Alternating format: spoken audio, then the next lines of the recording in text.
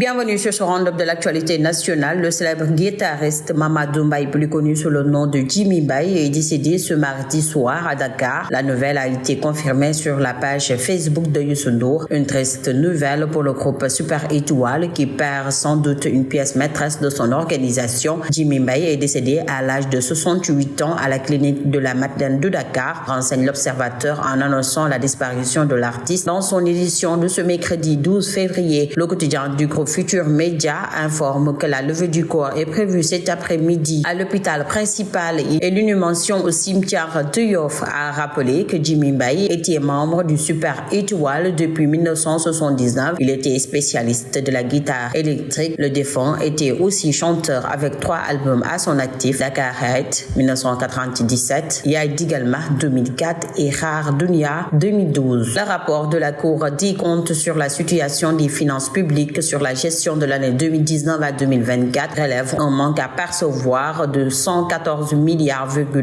de francs CFA issus de l'emprunt obligatoire sukuk chose part de 2022. Ce montant, censé être versé au trésor public, ne figure pas dans les comptes officiels. D'après le document parvenu à Presse Afrique en 2022, l'État du Sénégal, à travers la société Gestion et d'exploitation du patrimoine de l'État, SOGEPA, a levé un emprunt obligatoire sukuk d'un montant total de 330 millions de francs CFA sur le marché financier. Ce type d'obligation, conforme au principe de la finance islamique, devrait servir au financement de projets stratégiques d'infrastructures publiques. Toutefois, selon les conclusions du rapport, seuls 215,6 milliards de francs CFA ont été comptabilisés dans les caisses du trésor public. Le reliquat de 114,4 milliards de francs CFA demeure non justifié et n'apparaît pas dans les états financiers disponibles. Encore une procédure judiciaire contre le député Mamadou Ngom alias Farba. Les héritiers du défunt Alassane Ndoye l'ont traîné en justice. Ils le poursuivent pour escroquerie foncière, complicité et usage de faux en écriture publique authentique, ainsi que pour escroquerie à jugement. L'affaire concerne les titres fonciers 1940 DG et 4393 DG. Le dossier a été appelé ce mercredi devant le tribunal correctionnel de Dakar. Farba Ngom n'est pas le seul prévenu dans cette procédure. Les conservateurs de la propriété foncière de Ngor Almadi, Ousmane Kassé et Ndiagalo, à la retraite, sont également poursuivis pour faux en écriture publique authentique et complicité d'escroquerie foncière. Dans leur requête, les parties civiles demandent au tribunal de condamner solidairement les prévenus à payer la somme de 300 millions de francs CFA à titre de dommages et intérêts. Évoqué ce matin, l'audience a été reportée au 26 mars sur demande des avocats de Farba Ngom. Selon ces derniers, leur client prépare sa défense pour une comparution ce jeudi devant le pôle judiciaire financier. Et puis l'université Iba Der Thiam de Thiès réclame justice et des mesures d'accompagnement concrètes afin de garantir un suivi médical à leurs camarades ayant perdu un œil à la suite des répressions policières. Dans un communiqué publié ce mercredi 12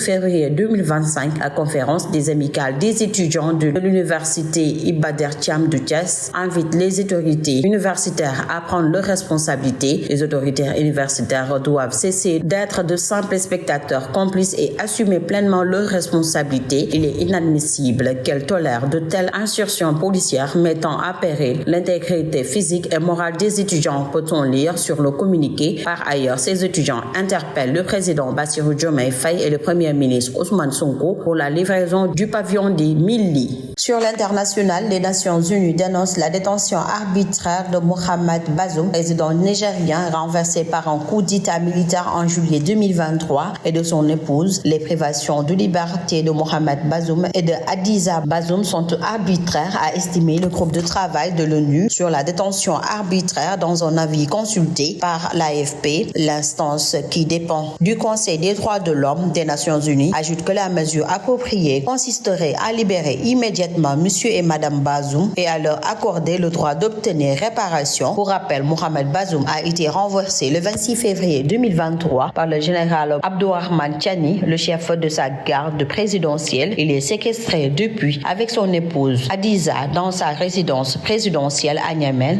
dans des conditions strictes. Vladimir Zelensky évoque la possibilité d'un échange de territoire. Dans ses déclarations, le président ukrainien répète qu'une chose, le but de Kiev est de récupérer ces territoires tels que reconnus par la communauté internationale. Cela veut dire récupérer tout parti des territoires illégaux occupés par la la Russie, il y a les régions de Donetsk, Luhansk et la Crimée, mais aussi les parties occupées de la région. Vladimir Zelensky affirme aussi que seule l'Europe ne pourra pas offrir les garanties de sécurité suffisantes à l'Ukraine en cas de cessez-le-feu. Cela reste une hypothèse puisque rien n'est acté, mais si on se projette dans celle d'un cessez-le-feu, il faut rappeler que l'Ukraine actuellement refuserait cette option tant qu'elle estime ne pas avoir des garanties de sécurité suffisantes. En sport, la Confédération africaine de football CAF a choisi l'ancien international sénégalais Souleymane Camara comme invité d'honneur pour le tirage au sort de la Coupe d'Afrique des Nations U17 prévu ce jeudi 13 février au Caire. Figure emblématique du football sénégalais, Souleymane Camara a porté le maillot des Lions à 45 reprises, inscrivant 7 buts. Il détient également le record de nombre de matchs disputés sous les couleurs de Montpellier avec 433 apparitions. Passé par l'OGC Nice, il a marqué l'histoire du club héroltais et du football africain par sa longévité et son professionnalisme. Lors de cette cérémonie, il sera aux côtés de l'ancien international malien Adama Koulibaly pour assister au tirage qui déterminera la composition du groupe du tournoi prévu le 30 mars au 19 avril 2025 au Maroc. Et puis le Real Madrid, tenant du titre, a renversé Manchester City 3-2 dans une spectaculaire fin de match hier en barrage aller de Ligue des Champions. Un dénouement passionnant avant le match retourne la semaine prochaine en Espagne. Le club aux 15 titres européens est décidément le roi du scénario, renversant, passionnant et inattendu. Les Anglais auront néanmoins une deuxième chance le 19 février prochain au Bernabéu pour éviter à Pep Guardiola de passer à la trappe avant la phase à l'élimination directe, une déconvenue qu'il n'a jamais connue dans toute sa carrière d'entraîneur.